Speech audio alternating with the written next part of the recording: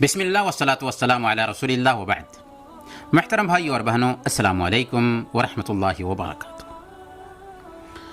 اس دنیا میں کچھ لاعلاج بیماریاں جب عام ہونے لگتی ہیں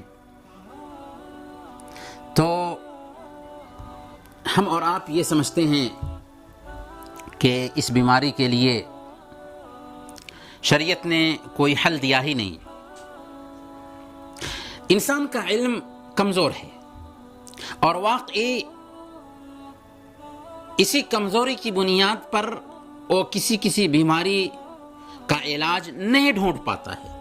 اللہ تعالیٰ خود فرماتا ہے وَمَا أُوتِيتُم مِّنَ الْعِلْمِ إِلَّا قَلِيلًا، تمہیں بہت کم علم دیا گیا ہے۔ اس کا مطلب یہ نہیں ہے کہ اس بیماری کا علاج نہیں پایا جاتا ہے، اس بیماری کا علاج پایا جاتا ہے، بس انسان کی پہنچ اس علاج کی طرف نہ ہو سکی ہے، اس لیے وہ بول رہا ہے کہ یہ لا علاج بیماری ہے۔ چاہے کرونا وائرس ہو یا کوئی بھی وائرس ہو، اللہ تعالیٰ نے جو بھی بیماری پیدا کی ہے اس بیماری کا علاج بھی پیدا کیا ہے۔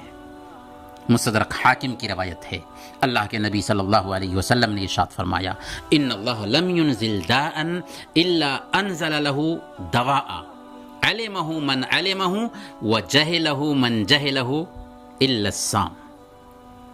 اللہ تعالیٰ نے جو بھی بیماری پیدا کی ہے اس کا علاج بھی پیدا کیا ہے، اس کا علاج بھی اتارا ہے۔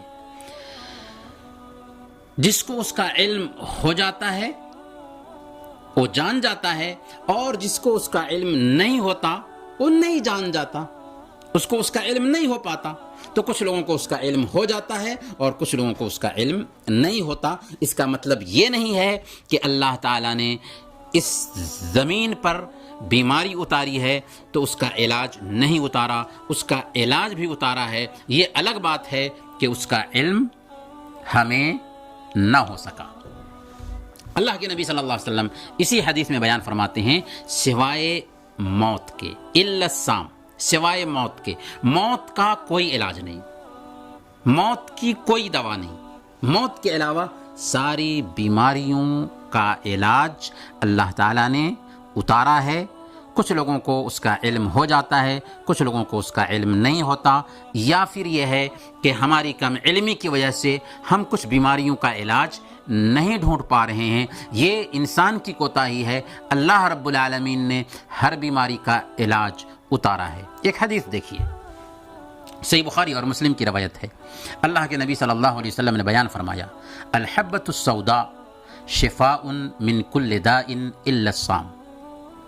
کلونجی کے اندر ہر بیماری کے لیے شفا ہے سوائے موت کے۔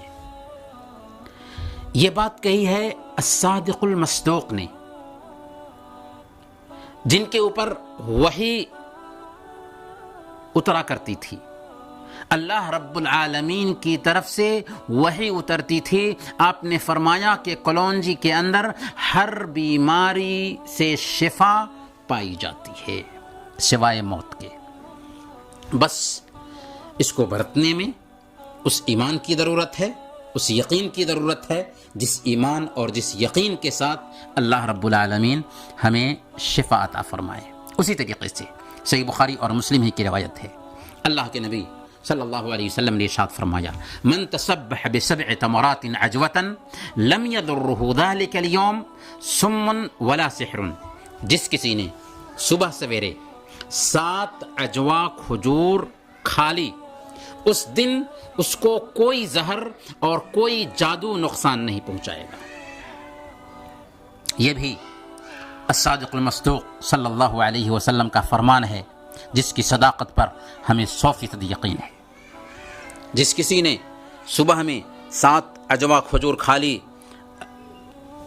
اس کو جادو اور زہر کا اثر نہیں ہوگا۔ اسی طریقے سے اللہ کے نبی صلی اللہ علیہ وسلم کی کچھ دعائیں ہیں، ان دعاؤں کا اگر ہم اہتمام کریں تو عجیب طریقے سے ہم بہت ساری بیماریوں سے، بہت سارے آفات سے بچے رہیں گے۔